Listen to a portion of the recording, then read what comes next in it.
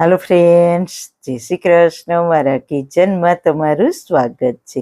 આજે આપણે બનાવીશું વધેલી રોટલીમાંથી નવો નાસ્તો. આ નાસ્તો બાળકોને પણ ખૂબ જ ભાવશે. ફક્ત 10 જ મિનિટમાં બનીને તૈયાર થઈ જશે.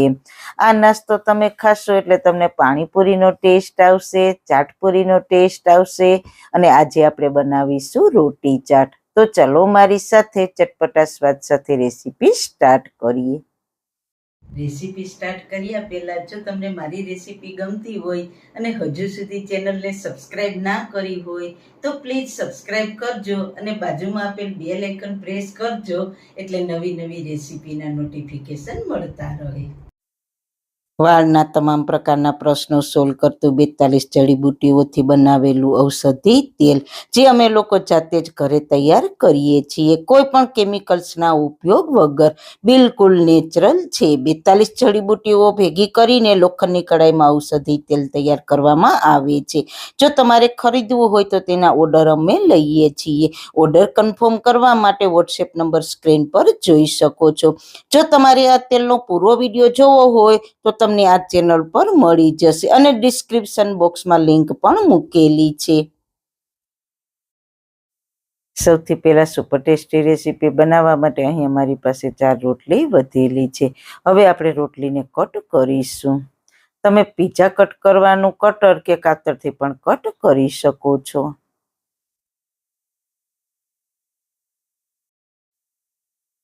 તમારે રોટલીને ચોરસમાં કટ કરવી હોય તો ચોરસમાં પણ કરી શકો છો. હું અહીંયા શક્કરપારાના શેપમાં કટ કરું છું આ રીતના. તો આ રીતના આપણે બધી જ રોટલીને કટ કરી લઈએ. જો તમને ફાવે તો આ રીતના તમે 3 રોટલીને એક હારે પણ કટ કરી શકો.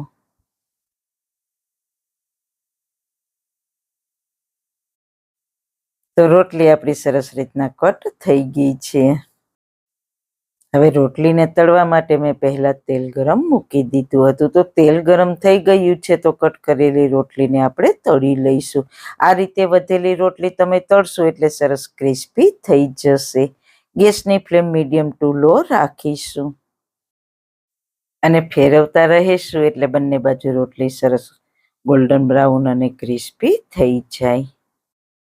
તો રોટલીમાં બંને બાજુ ગોલ્ડન બ્રાઉન કલર આવી ગયો છે. તો તેને આપણે પ્લેટમાં લઈ લઈએ. આ જ રીતના આપણે બધી જ રોટલીને તળી લઈએ. હવે આ તળેલી રોટલીમાં તમે લાલ મરચું પાવડર, મીઠું અને ધાણા જીરું પાવડર સ્પ્રિંકલ કરીને ખાશો તો પણ ખૂબ જ ટેસ્ટી લાગશે. તમે જોઈ શકો છો એકદમ ક્રિસ્પી રોટલી તળાઈને તૈયાર થઈ ગઈ છે. સાંભળો છો ને તેનો ક્રિસ્પી અવાજ? તો હવે તેમાંથી આપણે નાસ્તો તૈયાર કરીશું.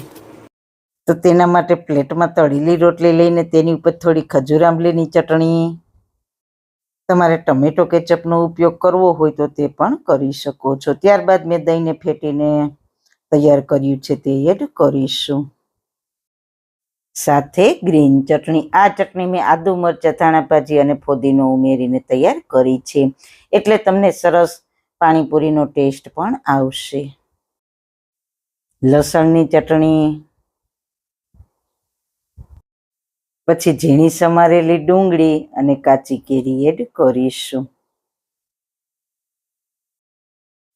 સાથે ઝીણું સમારેલું કેપ્સિકમ અને દાડમના દાણા એડ કરીશું.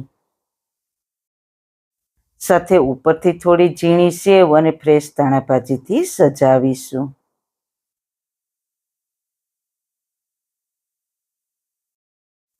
થોડો ઉપરથી ચાટ મસાલો સ્પ્રિંકલ કરીશું.